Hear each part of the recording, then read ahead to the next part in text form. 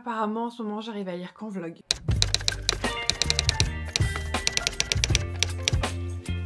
Bonjour à tous et bienvenue sur ma chaîne La Bibliothèque d'Emilia. Aujourd'hui, on se retrouve pour un nouveau vlog. Et oui, apparemment, en ce moment, je ne peux lire qu'en vlog. C'est-à-dire que la semaine dernière, la semaine où j'ai pas vlogué, j'ai lu un livre de 200 et quelques pages. Je sais pas, le fait d'avoir un moyen de choisir de mes lectures, ou même le fait de me dire qu'il faut que j'ai du contenu à vous donner en fait quand je vous fais des updates. Avec le micro c'est peut-être mieux, donc je vous disais, avoir du contenu à vous donner lorsque je vous fais des updates, eh bien ça me motive à lire, ça me motive à ne pas scroller, parce que là c'est mon gros souci ces derniers mois, je scrolle beaucoup.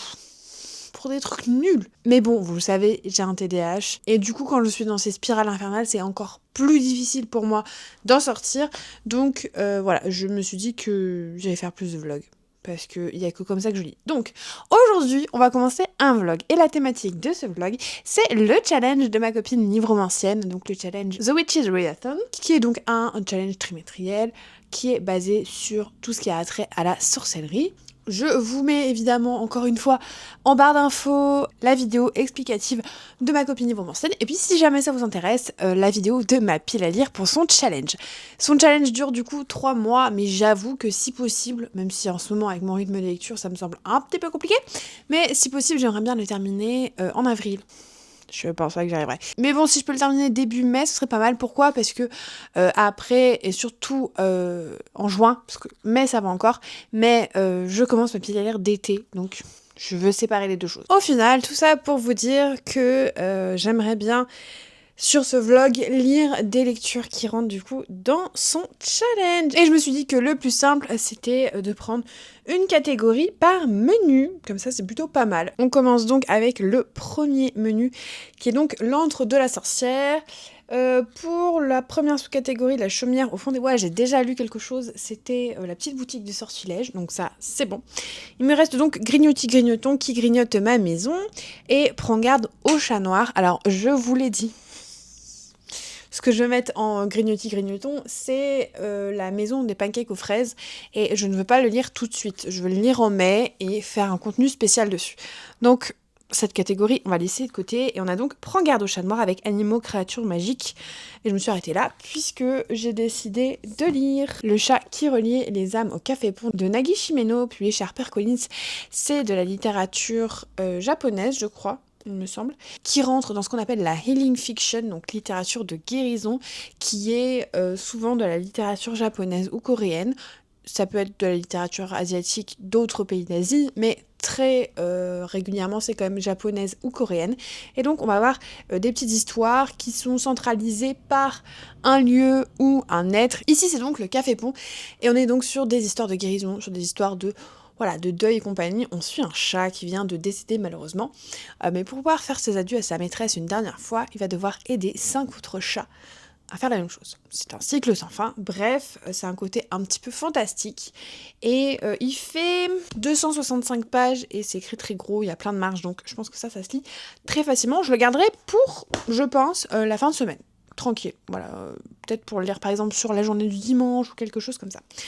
Pour le deuxième menu, nous avions un grimoire ancien et oublié, et là je voulais y mettre le Sarah Beth Durst, mais j'aimerais bien espacer, parce que j'ai lu La petite boutique du sortilège il n'y a pas si longtemps que ça. Ensuite j'ai une potion pour réparer un cœur brisé, là je voulais y mettre une romance qui a une couverture rose, et je vous spoil un prochain vlog, je veux l'utiliser pour un autre vlog, donc je n'utiliserai pas ce roman. Et enfin, il me reste Les arcanes de ton destin, avec divination, carte magique, tarot, runes, destin et prophétie. Et c'est cette sous-catégorie que je vais prendre, puisque j'ai décidé d'y mettre Le temps de la terreur de John Gwynne aux éditions Léa. C'est le premier tome de la nouvelle, je sais plus si c'est trilogie ou quadrilogie, mais bon bref, la saga spin-off des Terres Bannies, je crois que c'est une trilogie. De John Gwynne, donc avec Malice, dont je vous ai rabâché les oreilles l'année dernière, et là sortent enfin, puisque ça a été écrit avant la trilogie précédente que j'ai lue il y a pas longtemps sur la confrérie du sang, avec les dieux vikings et compagnie, mais du coup les avait pas traduits, et donc là, face, je pense, au succès récent de la saga des Terres Bannies, la réédition collector et compagnie, ils ont décidé de traduire enfin cette suite qui se passe donc 100 ans après la première saga, ce qui fait que je ne peux pas vous dire énormément de choses. Tout ce que je peux vous dire, c'est que on va suivre de nouveaux personnages dans une lutte encore manichéenne entre le bien et le mal. Comme toujours, les Bénélim, les Kadoshim, et évidemment, on va avoir plein de nouveaux personnages, puisque 100 ans après, il y en a peu qui ont survécu, mais on va avoir également quelques petits personnages qui reviennent. Je me suis un petit peu spoilée là-dessus, puisque notamment dans les races qui sont présentes, vous avez des géants qui vivent plus de 100 ans. Voilà, pour ceux qui ont lu les Terres Bannies, je pense que vous voyez à peu près de qui je veux parler. Et donc ce sera mon livre pour le deuxième menu. Et enfin le troisième menu qui s'appelle donc Au-delà des mémoires. Qu'est-ce qu'on a On a le pouvoir du Coven, avec magie, sororité, tradition. Je sais plus ce que j'avais mis là-dedans, mais là comme ça, pas envie. Ensuite on a Rien n'est gratuit, surtout pas la magie, avec contrepartie, pacte, contrat, ambition, jeu, épreuve. J'avais mis les mystères des Versand de Victor Dixon, parce que il y a un côté un peu fantastique, surnaturel, et il y a une espèce de contrepartie magique. Je peux pas trop vous en dire plus, mais voilà, donc ça c'est check. Et donc il me reste le feu éternel qui brûle dans leurs veines, et là il est question à la base de chasse aux sorcières, voilà, le côté bûcher, voilà, des chasses aux sorcières, mais dedans on a Female Rage, résistance, vengeance, et moi, ça fait une éternité que j'ai envie de relire un livre en particulier, parce que j'aimerais bien pouvoir aller dans le deuxième tome en ayant la mémoire fraîche, mais je ne sais jamais comment. La guerre du pavot d'R.F. Kuang, publié chez De Saxus, parce que je l'ai déjà lu, et parce que je sais que c'est une histoire de vengeance, de Female Rage, c'est de la fantaisie militaire, il va se passer des choses affreuses, bref, ça rentre très bien, résistance aussi, persécution, surtout qu'on est sur des problèmes de racisme dans la première partie, puis de guerre, donc je me suis dit que ça rentrait plutôt pas mal, et donc c'est le livre que je lirai pour le troisième menu, et voilà, je sais pas encore si je vais le lire, ou si je vais le lire en audio, parce que j'ai vu qu'il existait en audio, et je suis en train de me tâter. Je suis en train de me tâter sur ce que je fais. Je pense très fortement pencher là-dessus. Bref, écoutez, je vous reprends dès que j'ai des choses à vous dire, et je vous dis du coup, à bientôt.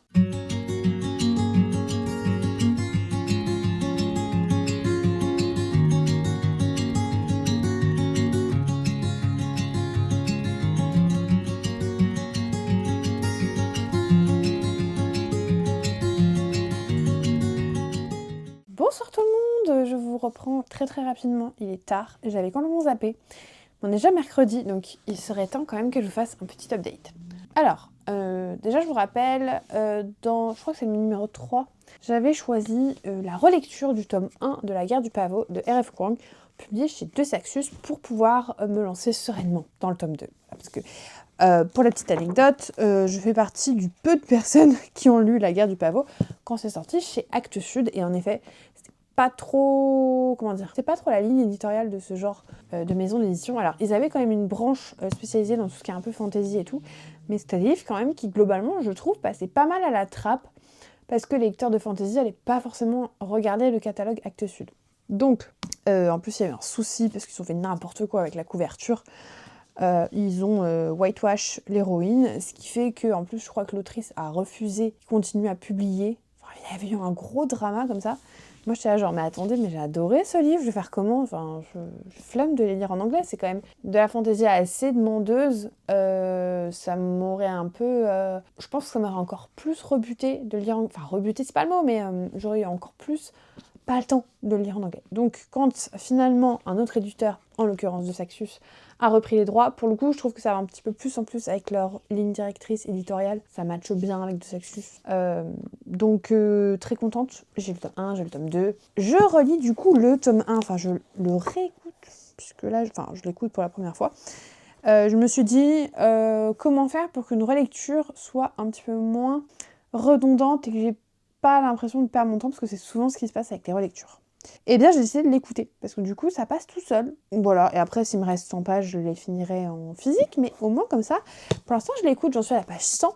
C'est l'histoire donc de Runin, qui est une jeune orpheline de guerre, qui vit dans la province la plus au sud du métaphore imaginaire de la Chine. Et du coup, elle a un tempo plus sombre, puisque ça fait référence plutôt à tout ce qui est un peu sud de la Chine et compagnie, en comparaison à ceux qui vivent au nord, qui ont un teint pâle et qui sont plus riches. On a des sujets sur la classe, sur le racisme, sur plein de choses, sur le fait que c'est une femme aussi. Enfin, il y a plein de sujets qui sont évoqués là-dedans. Et donc notre jeune petite orpheline, sa seule solution pour éviter d'être seulement mariée à un vieux monsieur, enfin plus vieux qu'elle en tout cas, et qui n'a pas du tout envie de cette vie, c'est de réussir un concours pour entrer dans une académie, et pas n'importe laquelle, la plus prestigieuse, puisque c'est la seule qui est gratuite. Par un grand bonheur, elle va y rentrer. Mais bon, du coup, c'est là que les problèmes commencent. Je me rappelais que Runy n'était pas forcément un personnage très agréable, et c'est vrai qu'elle est un peu agaçante. Après, honnêtement, je trouve que les critiques sont pas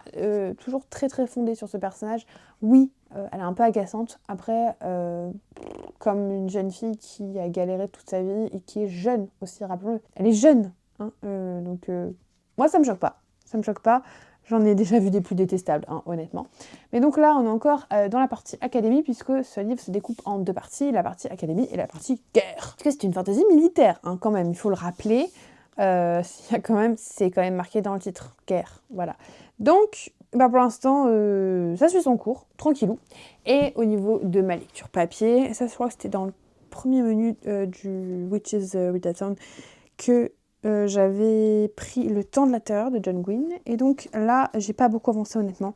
J'en suis à la page 69. Mais alors, une bonne raison à ça, vous le savez, en début de semaine en général, je lis peu parce que je cours un peu partout. D'autant plus que là, je revenais de l'EVJF de ma témoin de mariage.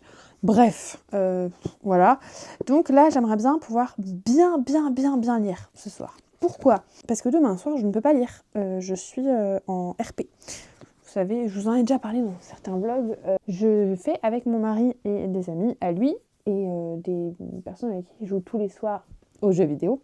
Un RP à la Donjons et Dragons, où j'ai mon personnage et tout, et on fait des sessions où on fait une fois par semaine pendant 1 mois et demi, et puis après, il y a 3-4 mois qui se passent où on n'en fait pas, où la personne qui s'occupe de les préparer prépare l'histoire, les plans, les machins. Et donc on commence notre nouvelle quête, notre nouvelle aventure demain. Donc demain soir, j'aurai pas le temps de lire, faudra que je le lise pendant ma pause déjeuner.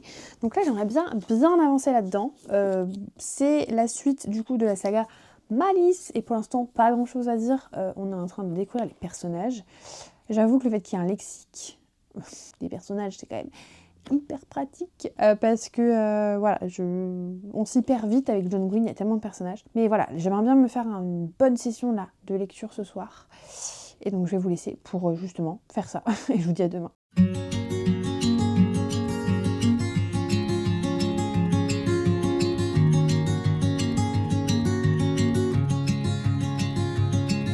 Est-ce que ce serait pas vendredi ? Je suis fatiguée de cette semaine post-EVJF, même si c'était que 4 jours, et je suis tellement contente que ce soit le week-end, vraiment.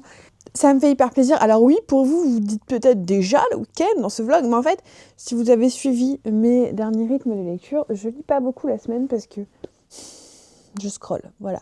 Je lis plus le week-end. Et puis en plus, généralement, je commence mes vlogs le mardi, mercredi, je les termine juste avant de vous les poster. Bref, au pire, est-ce que c'est grave ? Non. Est-ce qu'il y a une police du vlog ? Je ne crois pas, mes amis. Donc, petit update pour vous dire où j'en suis. Alors, dans la guerre du pavot, j'arrive très bientôt à un point pivot que j'ai hâte d'avoir. J'ai lu à peu près 200 et quelques pages. Enfin, j'ai écouté 200 et quelques pages. Et je crois que c'est 270 pour passer à la deuxième partie. Alors, j'ai vraiment hâte de passer à cette partie parce que pour moi, elle est vraiment meilleure que la première, bien que la première soit déjà excellente. Parce qu'on va passer vraiment dans le côté fantasy militaire. Et en fait, c'est vrai que Runin, elle a ce côté un petit peu je m'en fous, c'est moi qui vais tous les tuer, je suis la meilleure, je suis la plus forte. Parce que, à raison, elle subit beaucoup de racisme et de harcèlement. Hein, clairement, attention, hein, ne me faites pas dire ce que je n'ai pas dit. Mais c'est vrai qu'elle est un petit peu quand même auto-centrée et elle a tendance à dire « Eh ben, je vais leur prouver ce que je vaux, blablabla ». Et en fait, quand on passe dans la deuxième partie, elle se rend compte que certes, ce qu'elle vit, c'est clairement pas ok. C'est inacceptable, c'est un délit. Mais quand elle est face aux atrocités de la guerre, elle se décentre un petit peu de l'histoire. Elle voit un tout petit peu plus loin que sa personne. Et je trouve que c'est assez bien fait. Alors attention, je ne suis pas en train de dire que parce qu'il y a des choses horribles dans le monde, on doit tolérer le genre de harcèlement et de racisme qu'elle a. Clairement pas. Attention. Mais vraiment pas. C'est pas ok et ça ne sera jamais ok. Attention. Mais c'est vrai que c'est juste que cette haute partie, elle fait un petit peu un espèce de soufflet et l'héroïne va vraiment rentrer dans autre chose que sa petite bulle personnelle. Le parallèle, moi, que je fais, alors clairement, ça n'a rien à voir, mais dans, l'intention, c'est un peu comme dans Mulan, où pendant le camp d'entraînement, ils sont tous là, hi hi hi, ha ha ha, ils se marrent tous, et puis il y a cette scène où ils voient le village dévasté, en feu, personne n'est vivant. Et là, ils ont tous un espèce de gloops, genre, oh là là, c'est ça la vraie vie. Le camp, c'était vraiment la rigolade, c'est la colonie de vacances, ça c'est la vraie vie. Et ben c'est un petit peu la même chose qui se passe dans La guerre du pavot.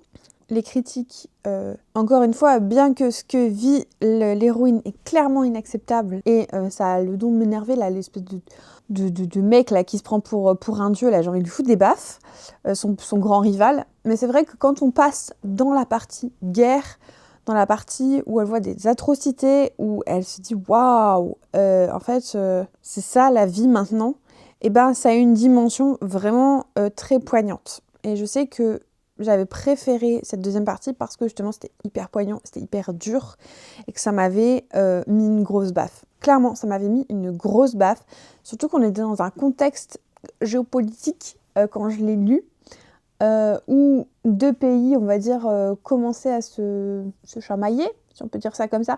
J'utilise des termes très génériques pour pas me faire strike par YouTube, clairement je vous le dis. Et ça m'avait beaucoup fait réfléchir à ce qui se passait. À ce moment-là, ça m'avait mis pas bien du tout. Je voyais trop de choses à la télé et ça m'avait... Waouh, ça m'avait mis une espèce de claque. Et alors, je sais pas si on peut appeler ça l'humour de la vie, mais le fait que je le relise à une période géopolitique encore pire, voilà. Mais c'est vraiment un livre hyper poignant. Et je continue, du coup, on écoute. Ensuite, j'ai bien avancé dans le temps. Ouf.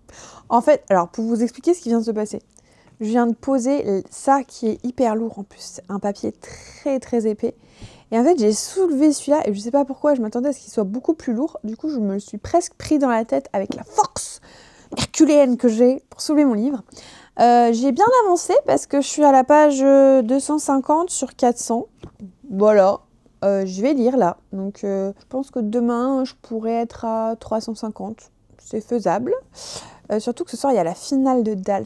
Et d'habitude je regarde Dals avec un puzzle, mais je vous avoue que avec la fatigue de la semaine, parce que le week-end a vraiment été tout sauf reposant, et j'ai encore des tensions, pour tout vous dire, j'ai une névralgie, et par-dessus ça, je suis allée chez l'ostéo et en fait, j'avais le bassin déplacé, une très grosse partie des vertèbres comprimées, toutes mes cervicales comprimées et en fait, on n'a pas eu le temps d'aller jusqu'au bout. Et du coup, au bout d'1h30 de séance quand même, il y avait beaucoup de choses à faire. Et du coup, j'ai re-rendez-vous dans 2 semaines, mais la partie qu'on n'a pas terminée, c'est la partie qui en fait finalement me fait le plus mal. C'est la partie des cervicales et qui me prend toute la mâchoire, la tête, les pommettes. Et du coup, j'ai pas envie de me baisser comme ça pour le puzzle et de me faire encore plus mal. Donc je pense que pendant les pauses et pendant certains magnétos qui m'intéressent pas, je vais continuer ma lecture du Temps de la Terreur. Clairement, on prend les mêmes et on recommence. Il y a plein d'allusions à des personnages, il y a plein de personnages qui ressemblent à d'anciens personnages. Mais ma foi, même si ça ne vaut pas pour moi la saga des Terres Bannies, parce que, je sais pas, les sagas spin-off, pour moi, ça n'a jamais valu, en fait, the OG, the original.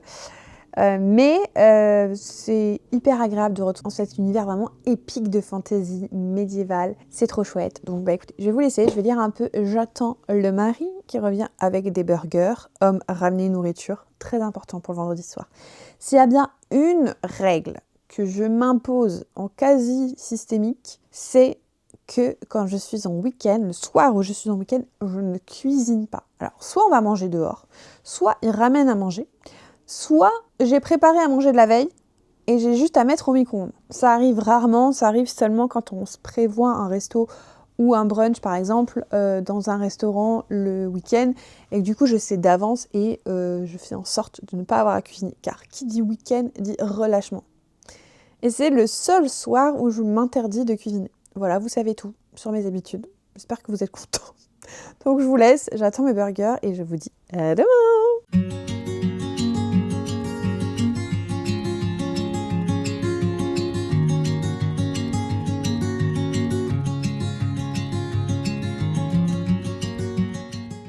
Bonsoir. Il est temps de faire un tout petit update parce que j'ai oublié de vous en faire un. En même temps, j'ai une bonne raison. Puisque hier nous avons visité une maison, ils nous ont fait une offre. J'en parlerai pas beaucoup plus parce que pour l'instant, déjà de 1, ça me paraît dingue. Je considère que tant que c'est pas accepté et compagnie, voilà. Mais ce week-end est un peu fou. Il se passe plein de choses, je suis un peu perturbée. Donc, j'ai pas eu le temps de vous faire un petit update. Mais bon, j'ai terminé Dans de la Terreur de John Green. Et je dois vous avouer que c'était bien. Mais je sais pas. Ce que j'ai préféré, c'est la nouvelle à la fin. La nouvelle qui parle de Corban, entre autres. En fait, le truc, c'est que j'adore le monde et tout. Mais... Et ça me fait un petit peu comme l'Assassin Royal l'R2. Alors, l'Assassin Royal R2, j'avais adoré quand même. Là, c'est pas que j'ai pas aimé, c'est que, je sais pas, les nouveaux personnages m'ont pas convaincue. J'étais beaucoup plus attachée aux anciens. Et en fait, c'est ça le problème. Mon problème, quand je lis des sagas spin-off, c'est que j'arrive pas à mettre de côté les personnages qu'on ne verra plus et à me concentrer sur les personnages qu'on va voir. La seule saga où il y a vraiment pas eu ça, c'est la saga spin-off de Shades of Magic. Pourquoi ? Parce qu'ils intègrent 1 ou 2 personnages, mais on reprend aussi les personnages de la première trilogie. Du coup, j'ai juste l'impression qu'on nous amène de nouvelles personnes, mais on reste avec nos chouchous. Là, il y a 1 ou 2 personnages qui sont des géants, qui sont de retour, entre guillemets. Mais je sais pas, ça n'a pas la même saveur. C'est un monde incroyable, mais ça n'a pas la même saveur. Donc, un petit peu déçue, je vais pas vous mentir. Même si c'était quand même une bonne lecture. Au niveau de la garde du pavot, j'en suis arrivée après le début de la bataille. Enfin, de la bataille. Non, pas de la bataille, parce que là, ils en sont au moment où ils commencent à faire un peu des évacuations. Tout le monde se rend compte que, voilà, ça pue un petit peu. Il me reste 400 pages, un peu moins, 350. L'idée, c'est que sur le début de la semaine, parce que je pense qu'en fait, vu que j'ai commencé le vlog un mercredi, je pense que je vais faire du mercredi ou mardi. Donc là, l'idée sur lundi et mardi, c'est un petit peu cavalier, 350 pages. C'est d'écouter et de lire ceci sur le début de la semaine. On verra. J'ai peut-être les yeux un petit peu plus gros que le ventre. Écoutez, on verra. Et ce soir, ce que je vais faire, c'est que je vais lire ça. Dimanche soir, je pense que c'est parfait pour lire de la healing fiction. On est sur 250 pages, écrit vraiment police 72, avec énormément de pages blanches. Donc, voilà, je vais le tenter, là je vous avoue. Je vais le tenter, je vais voir. Mais voilà, je suis désolée, cet update est complètement all over the place. Mais j'ai vraiment eu un week-end très bizarre. Écoutez, je vous laisse et demain, promis, je vous fais un vrai update.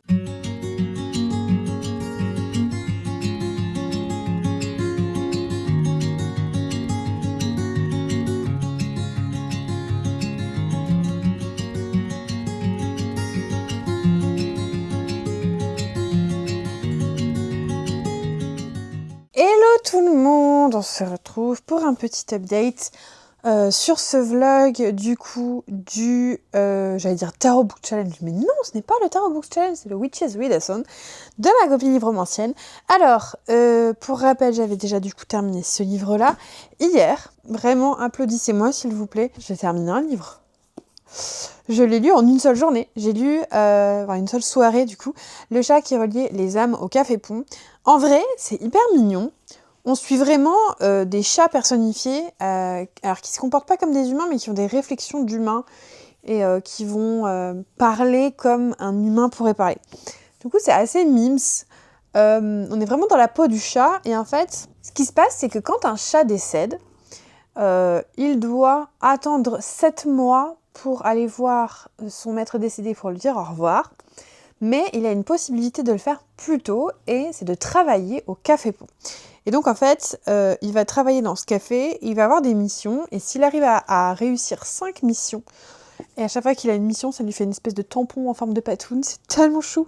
Et s'il réussit les 5 missions, il peut aller, dès qu'il a fini une mission, dire au revoir à son maître. Et du coup, en fait, c'est pas ce que je vous avais dit d'aider les autres chats décédés à retrouver leur maître, c'est vraiment aider les vivants à communiquer avec les morts, leur mission.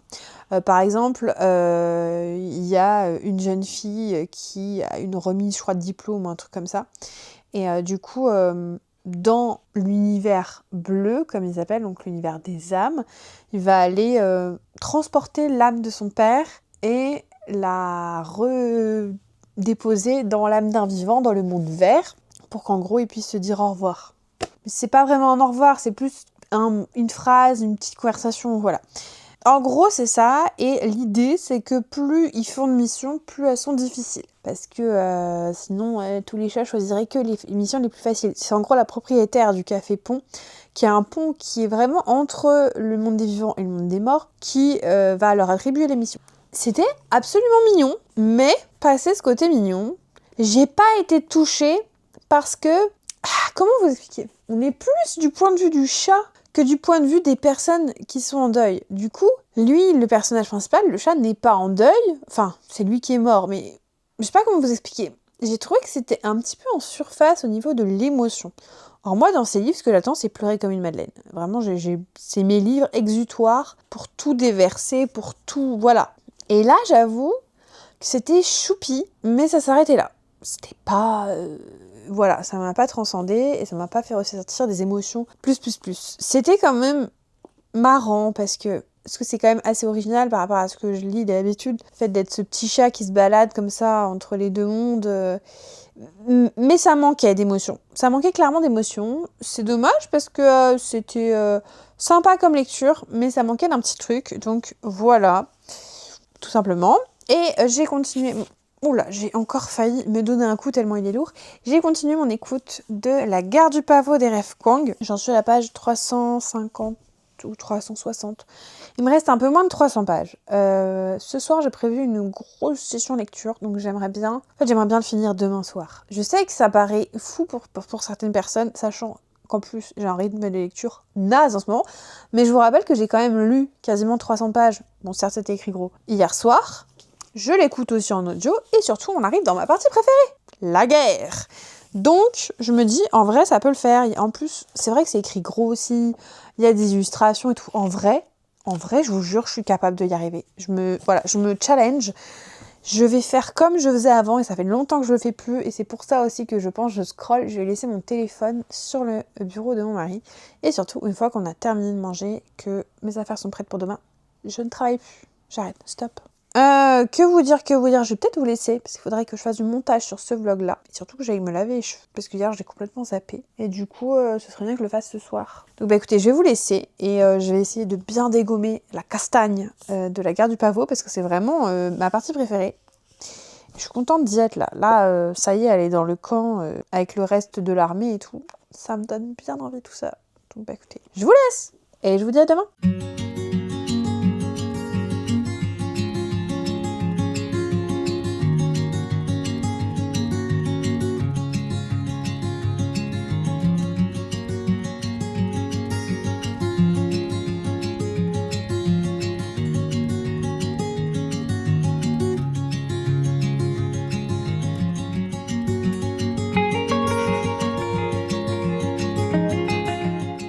Salut tout le monde, je vous retrouve pour clôturer ce vlog au soleil. Ça fait plaisir, vraiment, le printemps s'installe. On adore, on adore. Alors déjà, dans un premier temps, j'ai évidemment du coup terminé ma relecture de La Gare du Pavot et mon impression, c'est que j'ai préféré ma première lecture. Mais parce qu'il y a toujours le côté découverte, le côté impactant. Là, je savais tous les tenants, les aboutissants.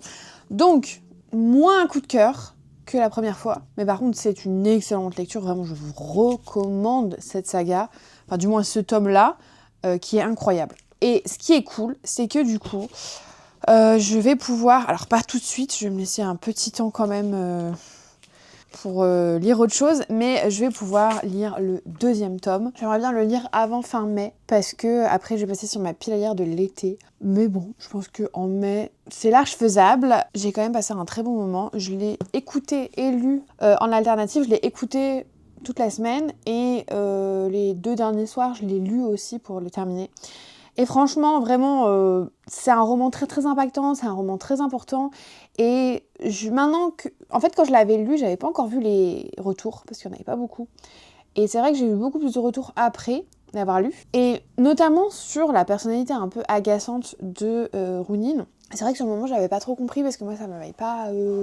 ça m'avait pas marqué. Il y avait des choses tellement plus marquantes dans le roman que ça m'était un petit peu passé au-dessus. Attendez, je prends une petite gorgée de café parce que quand même là je suis au réveil, je n'ai pas encore ouvert mon ordinateur. Je vais ouvrir mon ordinateur pour travailler, juste je bois mon café, je vous parle et je me mets au boulot. En plus cette tasse est merveilleuse, bref. C'est vrai que là du coup vu que j'avais lu les retours, j'étais un petit peu plus focus sur la personnalité de Rounin. C'est vrai qu'elle est quand même très agaçante. Mais j'en veux pas, je sais pas je la comprends dans un sens. Enfin, en fait, c'est pas que je la comprends, c'est que je comprends qu'elle puisse être agaçante avec tout ce qu'on lui dit qu'elle peut pas faire constamment. En fait, je comprends qu'elle soit énervée, que ce soit une espèce d'ado énervé. Voilà, ça me choque pas plus que ça, même si j'ai plus porté attention parce que du coup, j'avais lu toutes ces critiques entre guillemets du roman. Mais franchement, je trouve que c'est une œuvre très percutante et surtout actuellement, je veux dire, voilà, forcément ça fait écho à pas mal de choses. Mais du coup, ce vlog s'est plutôt bien passé. Je pense que je vais en ouvrir un dans la foulée, ma foi. Parce que, comme je vous le disais, il n'y a qu'en vlog que j'arrive à lire. Je sais pas ce qui m'arrive depuis quelques mois. Enfin, si je sais, c'est que j'ai pas pris de vacances depuis trop longtemps. Heureusement, mes vacances arrivent très bientôt. Et je pense qu'en fait, du coup, ça fait que je me suis fait mal. Là, je peux bouger ma nuque, mais quand je tire comme ça, j'ai encore mal. C'est pas encore totalement réglé. Je suis fatiguée, j'ai été stressée et tout machin. Et en fait, j'ai pas eu de vacances, j'ai pas eu de break depuis bien trop longtemps. Puisque mes dernières vacances, c'était Noël. Mais j'ai fait des allers-retours en France sur quelques jours à peine. C'était pas très reposant. Et les autres vacances, c'était en octobre. Déjà, c'était en octobre avec mon mariage. Pareil, pas hyper reposant, vous en conviendrez, même si je me suis pris une semaine après pour me remettre de mes émotions. Mais je pense qu'en fait, j'ai tout simplement besoin de vacances. Et il faut se rappeler que voilà, on est humain et qu'on a besoin aussi de relâcher la pression, de relâcher tout ça. Et c'est pour ça que je vous avoue que j'ai beaucoup réfléchi ces derniers jours. Et je me suis dit que cet été, alors j'allais continuer les vlogs parce que j'adore vlogger l'été, vraiment, c'est un truc... En plus, quand je vous fais des updates de genre 8 minutes, ça me prend 10 minutes à monter chaque soir. C'est pas un travail colossal. Mais l'année dernière, par exemple, j'avais fait 8 vidéos préfilmées en avance. Mais en fait, je m'étais un peu burn-out sur le mois de juin parce que du coup, j'avais travaillé. Et cette année, je pense que je vais faire différemment. Je laisserai un vlog par semaine. Mais est-ce que je ferai une autre vidéo ? Et en fait, je pense que ça dépendra de mon humeur, de mon temps, si j'ai envie, Je pense que je vais prendre un petit peu de recul par rapport à ça.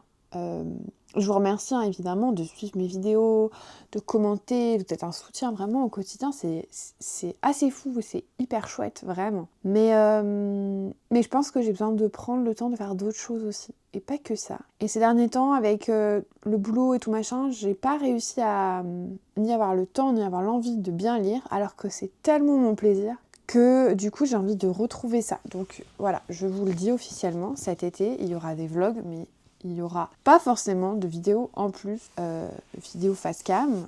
Ça dépendra de l'humeur, voilà. Mais en fait, pourquoi je vous dis tout ça ? Parce que je suis quelqu'un d'un peu toc-toc. Et en fait, mon pire ennemi, c'est moi-même.